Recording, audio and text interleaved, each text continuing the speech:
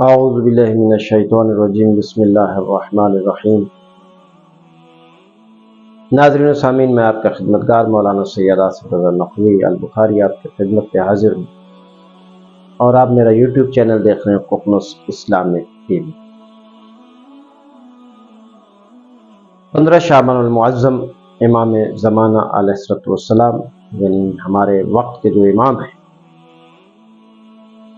جن کا نام پاک رسول اللہ صلی اللہ علیہ وآلہ وسلم کے نام پر ہے، اور آپ کی کنیت بھی آپ صلی اللہ علیہ وسلم کی کنیت پر ہے۔ ان کی ولادت بسعادت کا دن ہے، اور آپ کا امام پردہ غیبت میں موجود ہے، اور ان کی موجودگی ہی زمین کی بقا ہے۔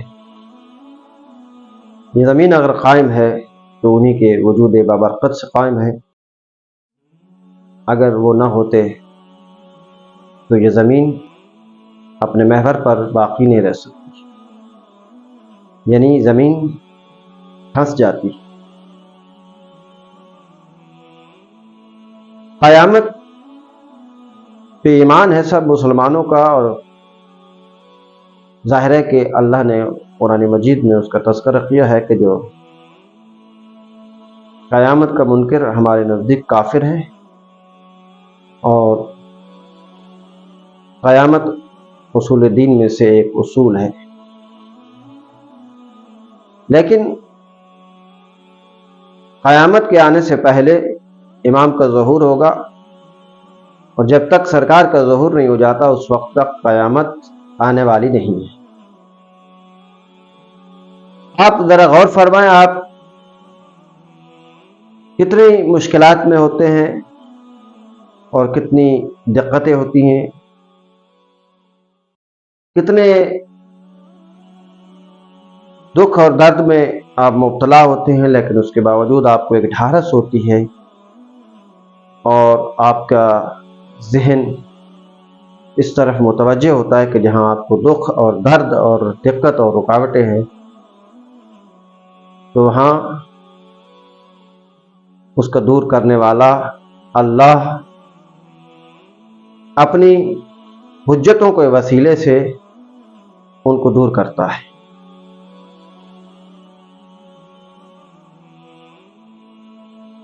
آپ کے ماننے والے، یعنی امام زمانہ علیہ السلام کے ماننے والے اس دنیا کے اندر اپنے پورے وجود کے ساتھ اور اپنی حیثیت کے ساتھ زندگی بسر کر رہے ہیں، اور بڑی شان و شوکت سے زندگی بسر کر رہے ہیں، بڑی عزت و وقار سے زندگی بسر کر رہے ہیں۔ یہ عزت و وقار آپ کا برقرار اگر ہے، اور یہ شان و شوکت اگر آپ کی باقی ہے، تو حجت خدا کی وجہ سے باقی ہے۔ اگر یہ حجت خدا نہ ہو، یعنی ان کا ہاتھ ہماری پشت پہ نہ ہو، تو یہ دشمنان ہمیں نصب و نابود کر دیں، یہ دشمنان ہمارا صفایا کر دیں۔ آپ دیکھ رہے ہیں کہ کس طرح کی رکاوٹیں پیش آتی ہیں۔ آپ کیا سمجھتے ہیں کہ پاکستان کے اندر آپ رہ رہے ہیں، اور شان و شوکت سے رہ رہے ہیں، عزت و وقار سے رہ رہے ہیں، اور آپ ایک حیثیت میں رہ رہے ہیں، اور آپ ایک بہترین انداز میں زندگی اگر بسر کر رہے ہیں، یعنی اجتماعی حوالے سے آپ دیکھ رہے ہیں کہ عزاداری و سید و شہداء آپ بھرپور طریقے سے مناتے ہیں، ہر ائمہ کی ولادت و شہادت آپ بھرپور طریقے سے پروگرام منعقد کرتے ہیں، مجالس اعزاء اور محفلوں کے جتنے بھی امور ہیں آپ سر انجام دیتے ہیں، تو آپ ایک بہترین انسان بن کر سامنے آتے ہیں، اور آپ کے سامنے پھر کوئی رکاوٹ اگر آتی ہے اور وہ رکاوٹ ساری دور ہوتی ہے، تو آپ کیا سمجھتے ہیں کہ یہ رکاوٹ کیا آپ کی وجہ سے ہوئی، آپ کی وجہ سے دور ہوئی؟ یہ پردہ غیبت میں بیٹھنے والے میرے امام آپ کے لیے دعا فرماتے ہیں آپ کے لیے دعا کرتے ہیں تو آپ اتنے دشمنان اہل بیت کے اندر رہتے ہوئے بھی سرفراز ہیں، آپ بلند مرتبے پہ اگر فائز ہیں تو اس وجہ سے آپ کیا سمجھتے ہیں کہ آج تک جتنی رکاوٹیں پیدا کی گئی ہیں تو کیا اس میں ہم باقی رہ سکتے تھے؟ جتنی مشکلات کا سامنا ہمیں کیا گیا، ہمارے سامنے مشکلات کھڑی کی گئی، رکاوٹیں کھڑی کی گئی، کیا ہم زندہ رہ سکتے تھے؟ نہیں، اس لیے زندہ ہے کہ ہمارا امام ہمارے ساتھ ہے۔ اگر ہمارا امام ہمارے ساتھ نہ ہوتا تو آج ہماری بقا ممکن نہیں تھی۔ عزیزان گرامی قدر، کبھی آپ نے اپنے امام وقت کو پکارا ہے؟ کسی اجتماعی کوئی مسئلہ درپیش ہو بہت بڑا، جو دینی مسئلہ ہو، جو آپ کی بقا کا مسئلہ بن جائے، جو آپ کے نظریات و عقائد کو مٹانے کی باتیں شروع ہو جائیں، آپ کے خلاف قومی اسمبلی میں اور صوبائی اسمبلیوں میں بل لائے جائیں، تو کیا کبھی پکارا؟ جی ہاں، پکارنے والوں نے پکارا ہے، تبھی تو مدد ہوئی ہے، تبھی تو ایسے شرپسند عناصر اور فسادی لوگوں کو گندگی کے ڈھیر پہ کھڑا کر دیا گیا اور گندی نالی میں پھینک دیا گیا ہے، اور آپ سرفراز ہیں، تشیع سرفراز ہے۔ امت مسلمہ کے اندر وحدت و اتحاد کی کوششیں کرنا ہمارا حق ہے، اور قرآن و سنت کا حکم ہے کہ اتحاد و وحدت قائم کریں۔ عزیزان گرامی قدر، امام زمانہ علیہ السلام کو پکاریے اور اپنے آپ کو اس قابل بنائیے کہ امام زمانہ علیہ السلام کو جب پکاریں تو امام تمہاری مدد کے لیے، کیونکہ وہ مدد کرتے ہیں، اور واقعہ تاریخ کے اندر ملتا ہے۔ کوئی بادشاہ ہے جو غیر مسلم ہے، وزیر جو ہے وہ مسلم ہے، اور ایسا مسلم ہے کہ جو ناسبی ہے، اور پھر بادشاہ کی خدمت میں انار پیش کیے جاتے ہیں، ان اناروں پہ نام لکھے ہوئے ہیں، پہلا یہ ہے، دوسرا یہ ہے، تیسرا یہ ہے، چوتھا یہ ہے، تو شیعوں کے لیے مشکل بن گئی۔ اس غیر مسلم بادشاہ نے شیعوں کو بلایا اور اکٹھا کیا، ان کے اکابرین کو، اور کہا کہ یہ معاجرہ ہے، اناروں کے اوپر نام لکھے ہوئے ہیں، اور آپ جو ہے بعد از رسول علی ابن ابی طالب کو پہلا مانتے ہیں، اس کا جواب لائیے۔ اگر اس کا جواب نہیں لا سکتے تو پھر آپ کی مسجدیں سیل کر دی جائیں گی، اس میں علی ولی اللہ کی اذان بلند نہیں ہوگی۔ شیعہ پریشان ہو گئے، شیعہ عام فہم شیعہ جن پہ ہو جاتے ہیں اس دور میں بھی، لیکن جن لوگوں کا پکا یقین تھا اور انہوں نے کہا کہ پریشان ہونے کی بات نہیں ہے، نہ پریشان ہونے کی بات ہے نہ گھبرانے کی بات ہے، ہم کیوں پریشان ہوں جب ہمیں ان سوالوں کا جواب نہیں آ رہا، ہم کیسے پیش کریں، ہم کیسے جو ہے وہ ثبوت دیں کہ بعد از پیغمبر عرف و اعلی علی المرتضی ہے۔ تو آواز آئی کہ آج بھی ہمارے درمیان پردہ غیبت میں ایک امام موجود ہے، کیوں نہ ہو کہ ہم امام کو پکاریں اور امام علیہ السلام سے جواب لے کے امام جو جواب دیں گے وہی برحق جواب ہوگا اور وہ ناقابل تردید جواب ہوگا۔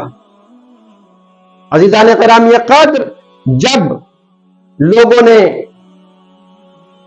یہ پرپوزل پیش کیا اور یہ صلاح دی تو اس وقت لوگوں میں سے 3 معتبر شخصیات کو اکٹھا کیا گیا۔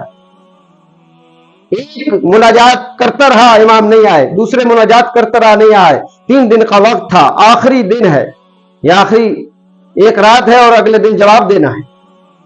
آخر میں ایک شخص ہے جو ایک مرتبہ مناجات کرتا ہے، دعا مانگتا ہے، اور پھر اتنے میں اس کے کندھے پہ کسی نے ہاتھ رکھا اور کہا محمد کیوں پریشان ہو؟ کیا پریشانی تو یہ ہے کہ میں مخاطب ہوں اپنے امام سے، परेशानी तो अपने इमाम को बताऊंगा। कहा मैं ही तेरा इमाम हूं। कहा इमाम अगर आप हैं तो आप परेशानी से आशना है, जानते हैं। अच्छा मोहम्मद तो अनार वाले मसले में परेशान है। वो वजीर है, मुतासिब है। उसने ये किया कि जब अनार अभी कच्चे थे, अनारों के ऊपर सांचे बनाए गए और वो सांचे अनारों के ऊपर चढ़ा दिए गए। अनार बड़ा होता गया, अंदर नाम लिखे हुए थे सांचों के अंदर, वो उसके ऊपर लिखे गए। पूरे इमाम ने वाकया बताया और इमाम ने फरमाया कि तुम सीधा बादशाह के पास जाओ, उस वजीर को बुलाओ और ये वाकया बयान करो और फिर उसको साथ लेके चलो। इमाम के हुक्म के मुताबिक बादशाह के पास आया, वजीर को बुलाया गया और इमाम के हुक्म के मुताबिक मोहम्मद ने कहा कि मैं वजीर के घर जाना चाहता हूं। जब वजीर के घर का नाम आया तो वजीर ने बहुत कुछ दाएं बाएं शाएं मारने की कोशिश की और चाहा कि मैं इनसे अलग हो जाऊं, लेकिन इमाम का हुक्म था कि उसे अलग न होने देना। वो अलग मोहम्मद ने न होने दिया और जब घर पहुंचे, इमाम के हुक्म के मुताबिक जो इमाम ने फरमाया था कि उसके घर में एक कमरा है, उस कमरे के ऊपर एक छत है और छत के ऊपर शहतीर है। उस शहतीर के अंदर उसने एक थैले को छुपाया है, उस थैले के अंदर वो सांचे आज भी मौजूद हैं। लिहाजा इसी तरीके से जब ये लेके चला, बादशाह ने हुक्म दिया, वजीर भी साथ साथ है, सारे लोग भी साथ साथ है, घर में पहुंचे और घर में इमाम के हुक्म के मुताबिक देखा गया तो एक थैला बरामद हुआ, उसके अंदर से वो सांचे बरामद हुए और उन सांचों पे उसी तरह नाम लिखे हुए थे और इस तरह उनका ये फरेब, इस तरह उनका ये ढोंग सामने आ गया। आज भी बहुत सारे ढोंगी बाबा मौजूद हैं, आज भी बड़े फरेब और मकर के जरिए से लोगों को अपना गर्विदा बढ़ाते हैं और किस तरह से कोशिशें करते हैं। जब ये सारा पकड़ा गया तो जाहिर है कि फिर बादशाह ने ऐलान कर दिया कि आज तमाम मस्जिदों में अली वलीउल्लाह की अज़ानें बुलंद होंगी। आज सारी जो है इस वाक़े से ये सबक हमें मिलता है, ये सबक हमें मिलता है कि अगर हमें भी कोई परेशानी हो, कोई दिक्कत हो, इज्तिमाई मसला ऐसा पेश आ जाए जिसमें शिया के नजरियात और अकायद को खत्म करने की बात की जा रही हो, तो आज भी हमारे अंदर हमारे दरमियान एक इमाम पर्दे गैबत में मौजूद है। हम अपने इमाम को पुकारें तो इंशाअल्लाह इमाम जरूर मदद के लिए आएंगे, जरूर मदद के लिए आएंगे। और जो कि वो मदद करते रहते हैं, पुकारने वाले उसे पुकारते हैं। आपको नहीं पता कि पाकिस्तान के अंदर कैसी कैसी हस्तियां आपके पास मौजूद हैं, कैसे कैसे मोतबर शख्सियात आपके पास मौजूद हैं। वो शख्सियात इमाम ज़माना अलैहिस्सलातु वस्सलाम की के वास्ते से दुआ करती हैं अल्लाह से, तो आपसे ये मुश्किलें दूर होती चली जा रही हैं। इसलिए इमाम ज़माना की मार्फत हासिल करें, इमाम ज़माना अलैहिस्सलाम को पुकारें, इमाम ज़माना अलैहिस्सलाम के लिए दुआ करें, इमाम ज़माना के ज़ुहूर के लिए दुआ करें। हर वक्त अपने आप को तैयार रखें। ये इसलिए कि आपके वक्त का इमाम है। आप तैयारी ऐसे करें, इस अंदाज में करें कि जब भी पुकारा जाए आपको, आप उसी वक्त तैयार रहें और इमाम के लश्कर में शामिल हो जाएं। लेकिन ऐ अल्लाह, अगर हम में से कोई शख्स भी ज़हूर इमाम से पहले मर जाए या मारा जाए तो कब्र से उठाकर हमें इमाम के लश्कर में शामिल फरमा देना कि हम इमाम के लश्कर में शामिल होना चाहते हैं, हम इमाम के सिपाही बनना चाहते हैं। हमें इस काबिल बना दे कि हमें इमाम ज़माना अपनी फौज के अंदर भर्ती फरमा लें और हम इमाम ज़माना की मुअय्यद के अंदर मुखालिफीन इमाम से जंग लड़ सके, जो इमाम के मुखालिफीन है उनसे जंग लड़ सके। और यकीनन इस धरती ने अदल व इंसाफ से पुर होना है। ये बड़े बड़े जालिम और जाबिर हुक्मरानों का खात्मा होना है और मुंतकिम खून हुसैन इमाम ज़माना ने आकर अपने जद का इंतकाम लेना है। और जो उनके मुखालिफीन हैं और जो फातिमा ज़हरा सलामुल्लाह अलैहा के दुश्मन हैं, उनसे भी आके इमाम ने इंतकाम लेना है। उस इंतकाम के लिए तैयारी कीजिए ताकि हम सही मानों में जो है वो कायम के साथ मिलकर इंतकाम ले सकें। अजीजों, अपने आप को तैयार करो, इमाम ज़माना के सिपाही बनो, इमाम ज़माना की नुसरत के काबिल अपने आप को बनाओ ताकि तुम्हारा इमाम तुमसे राजी हो जाए। जब तुम्हारे वक्त का इमाम तुमसे राजी हो जाएगा तो उससे पहले जितने आइम्मा हैं वो तुम पे राजी, और खुसूसन फातिमा ज़हरा तुम पे राजी होंगी। और फातिमा ज़हरा अगर तुम पे राजी हैं तो मोहम्मद मुस्तफ़ा सल्लल्लाहु अलैहि वसल्लम तुम पे राजी होंगे, और जब वो राजी हो गए तो अल्लाह तुम पे राजी होगा, और जब अल्लाह तुम पे राजी हो गया तो तुम कामयाब हो गए, कामरान हो गए।